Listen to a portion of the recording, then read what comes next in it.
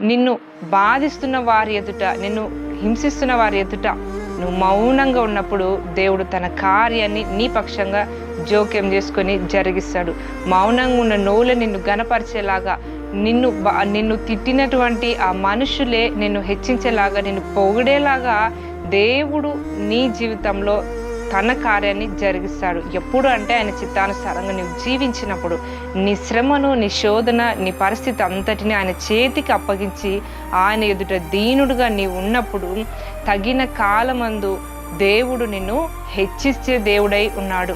వాక్యంలో మనం చూస్తాం, తగిన కాలమందు ఆయన మిమ్మల్ని హెచ్చించినట్లు బలిష్టమైన ఆయన చేతి కింద దీన మనస్కులై ఉండండి అని వాక్యం సెలవిస్తున్న ప్రకారంగా తగిన కాలమందు నిన్ను హెచ్చించేంత వరకు, దేవుడు నీ పక్షంగా తను మాట్లాడేంత వరకు, నీతో ఆయన మాట్లాడేంత వరకు, నీ స్థితులతో ఆయన మాట్లాడేంత వరకు ఆయన బలిష్టమైన రెక్కల కింద దీన మనస్కురాలవై నీవు నీ స్థితిని దేవునికి అప్పగించుకుంటూ ముందుకు వెళ్తావో ఆయన నిన్ను హెచ్చించే దేవుడు, నిన్ను ఘనపరిచే దేవుడు. తన చిత్తాన్ని తన శైలిలో ఆయన ఘనమైన కార్యాలు, ఘనమైనటువంటి స్థితిలో నీ జీవితంలో జరిగించడానికి సజీవుడైన సమర్థత కలిగినటువంటి దేవుడు.